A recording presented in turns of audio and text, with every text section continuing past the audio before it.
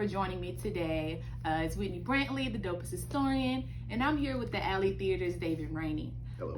I've decided to do this because one, it's Black History Month, and David, and you'll soon meet Sean, they're amazing people here at the Alley. And I just wanted to highlight who they are and what they do, not only at the Alley, but just their life in general for Black History Month. So I'm gonna ask a couple questions. It's gonna be short and sweet, and then like, comment, share, all the great things. So Mr. Rainey, where are you from? Where were you born and raised? Well, I was born in Tucson, Arizona. I only spent the first year of my life there. My dad was in the Air Force. So I was mostly raised in Clovis, New Mexico, and Las Vegas, Nevada, because being in the Air Force, he got stationed back and forth all through growing up to those two places. So, but I spent most of my life in Clovis, New Mexico. Okay. I think altogether maybe 6 years total in Las Vegas, and then the rest of the time when you add it all up was in Clovis. And the last time I moved back was I was in 7th grade. So, and then so from 7th grade all the way through high school. So that's kind of my hometown. So that's where I'm from. And how long have you been in Texas? Oh wow, quite a while. I mean, I've been at the Alley for 23 years. Like I said, this is going to be coming up on my 24th season. So, and I moved back here the year before that. So that's 25. Okay. And then I, prior to that, I was in New York for 14 years, and then another year and a half in LA. And before I'd gone to New York, I had moved back, and my family moved after college here, so I came with them. I stayed here about a year. So I've been in Houston and visiting Houston all my life and what have you. So I've been around this place quite a bit. Okay, well, I'm born and raised Houston, so we can consider you a Houstonian at the point where you've been here for 25 years. I mean, wow, and you work at the Alley right here in the heart of Houston. Can you talk to us about? So you're here at the Alley. You're an actor at the Alley. You're a resident actor at the Alley. What is that? Let the people know. What does it mean to be a resident actor here at the Alley? For those who don't know. Well, the Alley has a resident company. It's one of the few theaters in America that still have a resident company. And basically what that means is that there's a collection of actors that the theater uses all the time that are considered, the core of the organization. So there are 9 of us in the company right now, and so every season when they pick their seasons and what have you, they plug us into all of that, and we basically have year-round employment. And what's really nice these days is that when it wasn't this way until several years ago, is that we really are full-time employees now. Like I say, it wasn't that way for most of the time I was here. But it's really nice now because we can, we have a year-round salary, and we are the only company in America that has that. So it's like the 0.01% of actors in America. Yeah. So it's an amazing position to be in. It's like an actor's dream to be on a resident acting company. I mean, outside of those who are on TV and Hollywood, blah, blah, blah. But for like people in your lane, like it's like, yeah, if you're on a resident acting company, you're doing big things. Do you remember your first play ever that you played in? Do you remember your character? In life? In life. Yes, I do. So like, I guess as an amateur and then as a professional, yeah. Yeah, the first play I ever did was called The Capricious Pearls. I was in 8th grade at Marshall Junior High School. And that was kind of when I kind of got the bug. I did that play, and it was fun. It was this stupid comedy about these burglars who try to break into some place, and they botch it all up and everything. But at the end of that semester, we did the play, and then we were getting ready. Our coach was going to take us on a speech tournament, and so we had to prepare stuff. So I had a friend of mine, Paul Martinez, and he and I got together and wrote a bunch of comedy sketches because we were doing that kind of stuff anyway, and we put something together for the tournament. And my teacher at the time, she told the story for years and years and years that somewhere in the tournament, probably after the 2nd or 3rd round, I came running down the hall and I said, Mrs. Tolliver, I know what I want to be.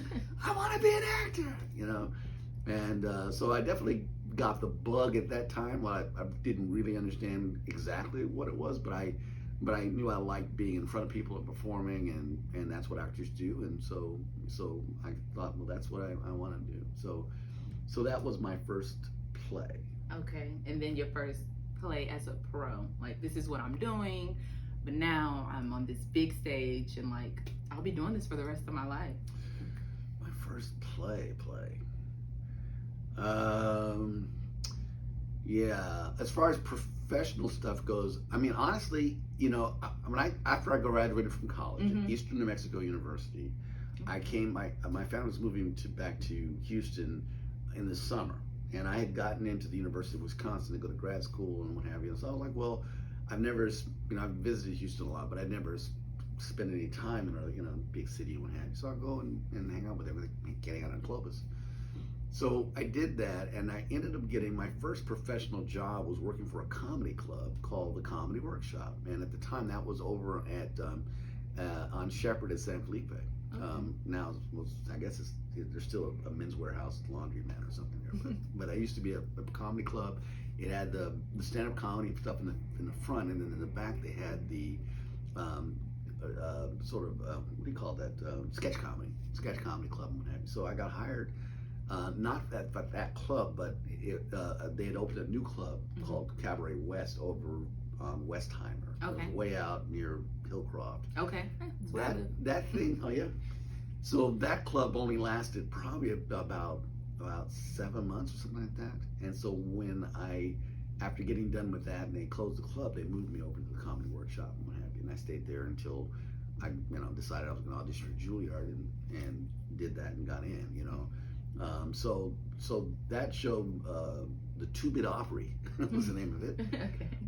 Was I think the first professional show out of college, professional, that I think I ever did. Yeah. So here in Houston. Awesome. H-Town. Okay. It was funny because my mom kept saying to me all when I was away in New York, she kept saying, you come back to Houston, come back to Houston. I kept saying, Mom, there's nothing for me in Houston. All right, I'm going to New York. I mean, you know, I'm in there, New York, trying to do the thing Apple. and all that. And it turns out like the two best jobs I've ever had in my life have been in here in Houston. You know? So the Comedy Workshop and then getting into the alley have been the two biggest things for me. So okay. As a Houstonian, I'm really smiling at all the great things of Houston, because as a historian, I'm always talking about how great Houston is in history, in entertainment, just literally in everything. I mean, of course, you know, people from outside of Houston say that we're big-headed. Oh, just because you're in Texas, you're better than. I mean, Mr. Rainey is saying it himself. He's not from here, but you know. What has been one of your favorite characters that you've played here at the Alley? Well, I mean, there's a lot to kind of be on that list and what have you. So it's kind of hard to listen. Just name a few. It's hard. Well, I mean, I would say probably the character that is the dearest to me is playing Lenny of Mice and Men. Kind of early on in my time here, I got to do that, and it was just an amazing production. And still to this day, I run into longtime supporters of the Alley who saw the production, who have come up to me year after year and told me that it remains one of their favorite experiences here at the Alley. And you can tell at the time we were doing it that it was something special. I mean, I kind of started noticing, you know, the designers were.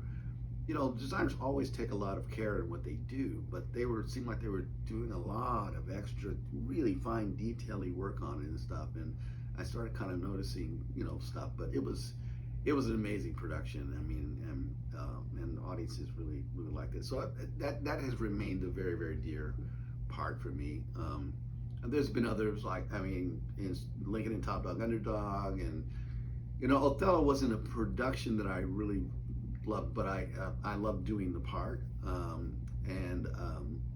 yeah. So there's a bunch of stuff. Ariel in Pillowman. I mean, there's a bunch of nice roles. But I think when I think about the roles the role that I think kind of means most to me, I think Lenny was one of the ones that kind of I felt in tune with, you know, okay, and stuff. So yeah.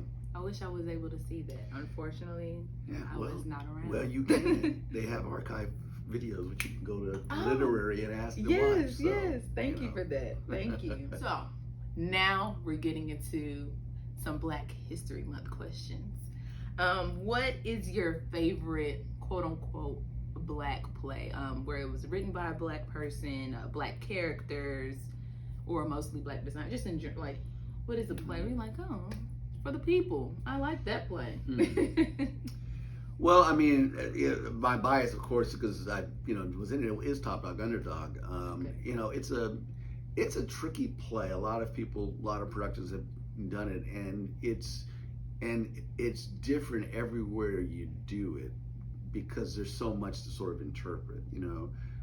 When we did it was me and K. Todd Freeman. It was a production it was a co-production with Steppenwolf. And so we started there and did it, and then we came here and did it, and we went to Harvard Stage, and then I went to Dallas Theater Center and to Harvard Stage. So we took it around to quite a few places.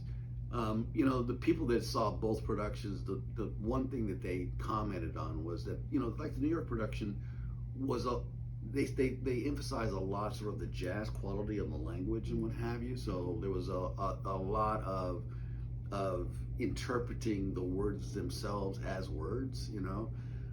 With our production, it was much more about family and the story of a family, and I feel like that's why it kind of hit home so strongly.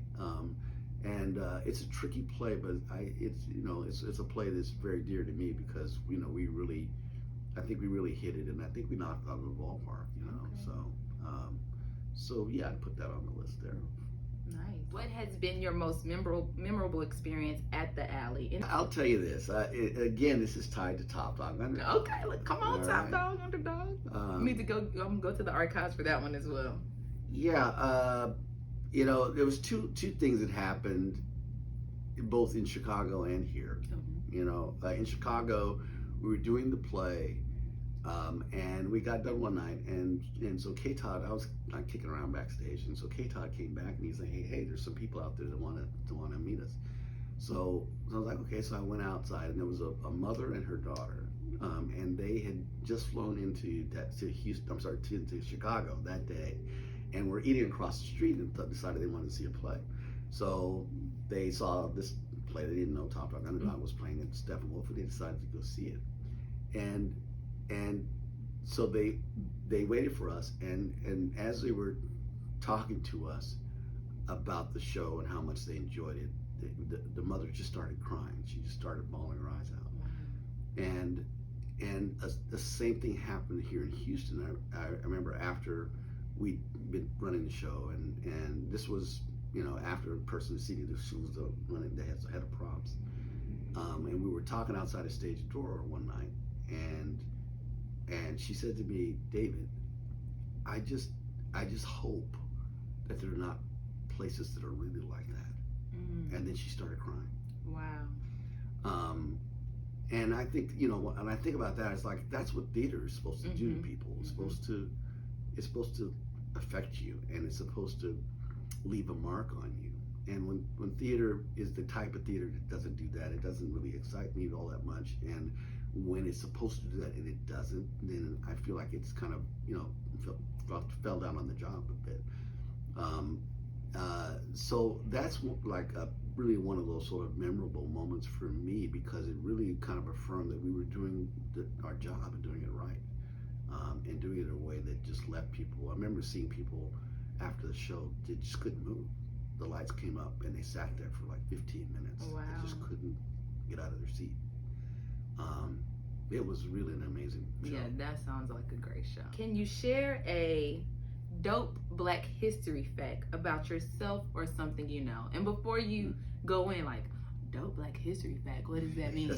Well, so I'm the dopest historian, and my brand is Dope It's History. And so the idea is that, when people talk about history or learn about history, or just the word history kind of like turns people's brains off, like boring, lame, or something we already know. Why am I talking about this history stuff? But when it's dope history, it's something that enlivens you. It's something that you may have heard it before, but the way that it's presented to you, it makes you want to go dig deeper. And so when I'm asking you about a dope history fact about yourself, You could say, oh, I'm only one of two black people in the resident acting company. But it's like, yeah, I mean, that's cool, but what's something a little bit deeper than that? For example, you'll say, oh, I'm one of two black people in the resident acting company, and I can do a backflip. Like, I don't know. That was a horrible example. That was a horrible example. But it's just like, oh, it's the wow factor within history that gets people interested in history. And so, as the dopest historian, that's kind of like my angle on telling history. So what's something like that people will want to know? Like, oh my gosh, I never knew that about David Rainey. Like, that's so amazing. Okay, well, it's kind of hard to figure out exactly what to say about that. I mean, I guess, some people in Houston certainly know, and probably a lot of other people don't know that I ran a theater company while I've been in the resident company for 11 years. It was called the Landing Theater Company, and we eventually shut that down after the pandemic was kind of ending. It was one of those kind of critical points where we had to either go out and try to raise a lot more money to keep things going, or just kind of end it. And also during that period of the pandemic is when we got full-time status here. So not having, our responsibilities changed a lot once that occurred. And I'm like, it's the first time that I've had job security in my life in the theater. So why screw it up? Why give anybody an opportunity to say, you go to your company, whatever. So for those reasons, it just seemed like it was a good time to put it away. But we lasted a long time, did a lot of good, helped a lot of people, provided a lot of opportunities and stuff. We focused a lot on new works, and so we, there's a couple of plays that we kind of discovered and produced first. Wow. That are now published plays. Wow. And that have been done by a lot of other theaters. So I feel good about that. So that's kind of a fact. That's dope history. Not only are you an actor, but you started your own acting company, or what is it? Theater company. Look, I don't have a theater background, so a lot of times I'm talking to these folks and they're like, girl, that is not the language. A lot of times I call intermission halftime, because I'm a sports player. And so I'm like, oh, halftime. No, it's intermission. A lot of times I call, like, we just had a designer run. I'll call it dress rehearsal. It's not a dress rehearsal. So that's just my little tidbit on how bad I am in theater, even though I work in the theater. But nonetheless, when we talking about history, that was most definitely a dope history fact. Thank you so much for sharing that. I didn't know it. And like you said, maybe some of you didn't know. So good. That's so cool. What is your favorite black movie? So movie that was produced by a black person, or black characters, actors, just in it, I'm not a big movie guy. What? I hardly ever go see movies. I probably see maybe 6 movies a year, and they only are just like, hey, you want to go see a movie? I'm like, sure, what's playing? Well, this looks good, so let's go.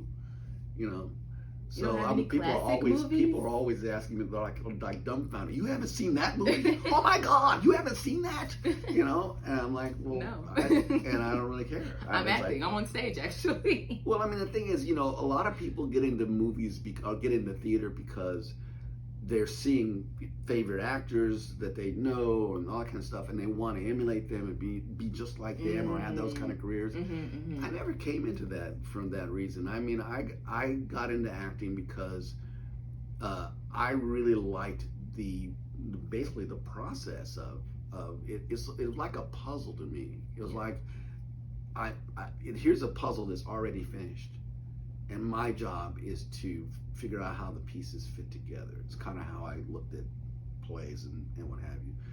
And so I always came at it from sort of this internal, what's going on inside this person and this story, and, not from sort of the outside of, wow, that's a great performance and I want to be just like him.